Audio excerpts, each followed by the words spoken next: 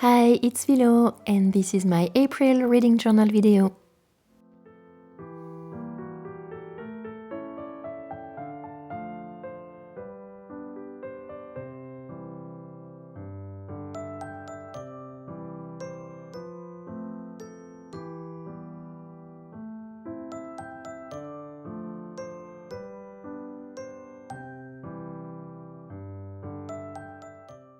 So I started with Interpreter of Maladies by Jhumpa Lahiri. This is a collection of short stories set in India, the US and London, and she portrays common people. There are 9 stories and each of them is realistic, original and feels very intimate. She usually portrays people navigating between their Indian traditions and the kind of new world they're starting their lives in. So even if each story is very different, the main subjects are nostalgia, loneliness, adaptation, and relationships. You're witnessing the everyday life and struggles of the protagonists, and you feel so close to them that you really get to feel what they feel and understand them. That's my way to say that I laughed and I cried a lot. I guess the common thread of these stories could be summed up with this famous saying, bloom where you're planted. So that's why I did this green collage with flowers and plants.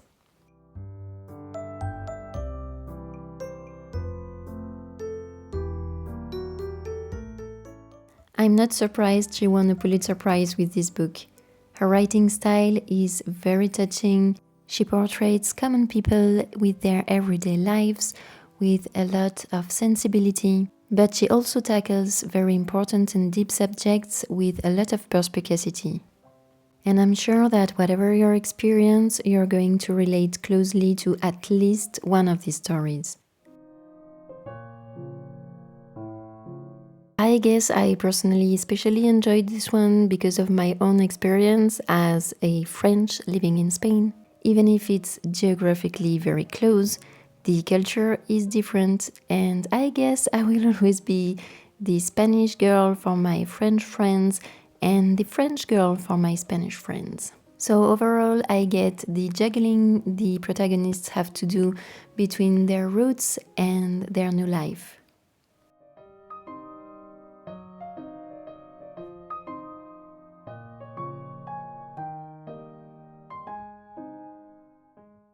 I also very much enjoyed the insight on Indian culture. I always find Indian culture fascinating, and some of my favorite authors are from Indian background, so now Jhumpa Lahiri is on my list, and I will make sure that I read other of her books.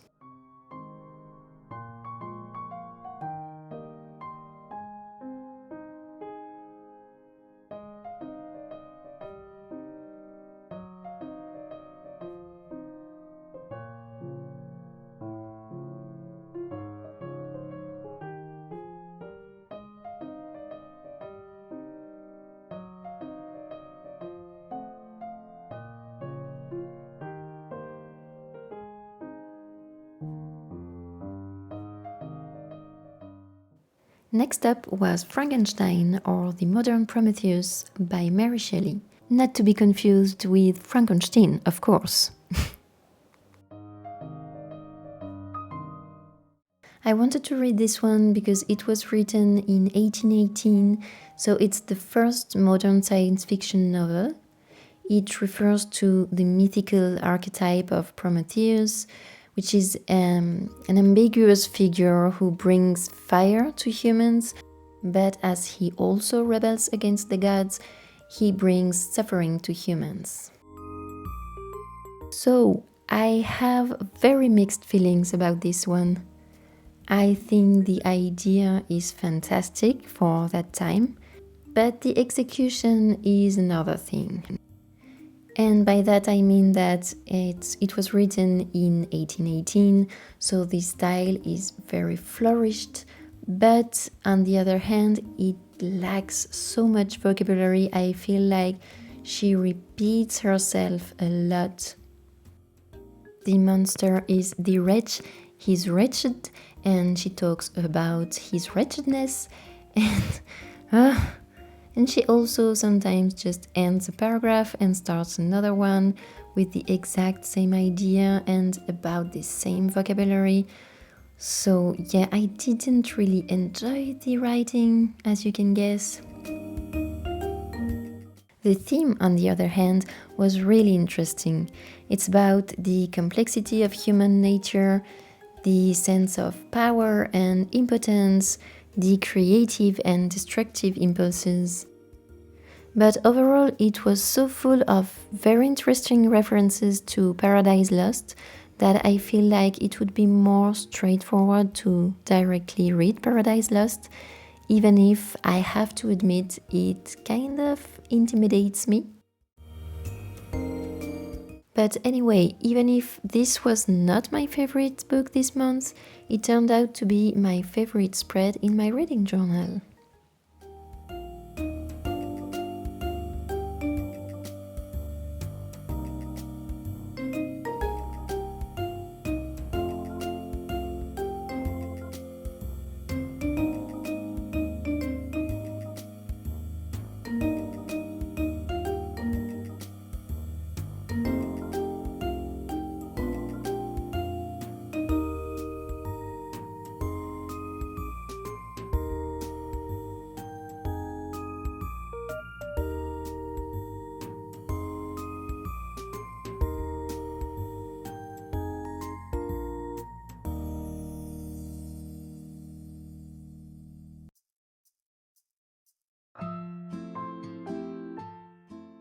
The last book I read in April was The Pearl by John Steinbeck. I had already read Of Mice and Men by John Steinbeck a few months ago and loved it, and I wanted to read this short one before tackling one of his famous tomes like The Grapes of Wrath or East of Eden. And I'm so happy I did because I loved this one even more than Of Mice and Men. This is a parable that reads like a tale set in Bolivia about a baby who's stung by a scorpion, so his parents try to find a way to have enough money and get a doctor to see him. And it starts like this. In the town, they tell the story of the Great Pearl, how it was found and how it was lost again. They tell of Kino, the fisherman, and of his wife, Juana, and of the baby, Coyotito. So, unlike with Of Mice and Men, I was hooked from the start. I really enjoyed how lyrical everything sounds and how Steinbeck always plays with the senses of the reader. It feels like you're there and you almost can hear the song of the family, the song of the pearl, and see the mirage, the darkness, the visions. It's kind of magical. Then it's a parable, so as Steinbeck himself says, perhaps everyone takes his own meaning from it and reads his own life into it. To me, it was about dreams, exploration, and courage, but also the corruption of society. And I can't tell you much more about it because it's actually very short, about 90 pages only. Anyway, I love how this ocean-themed spread turned out. And even if it's a short one, I entirely filled the right page with quotes.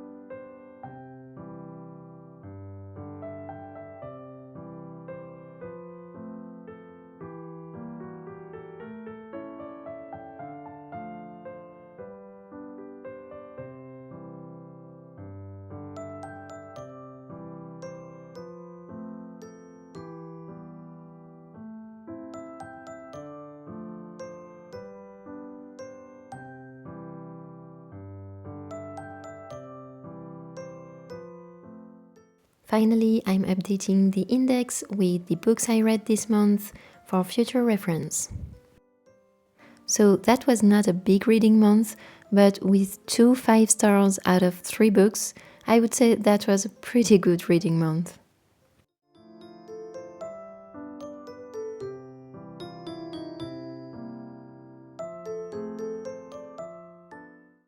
And that's it for today. I hope you enjoyed this video, and I'll see you very soon with another video. And until then, enjoy reading!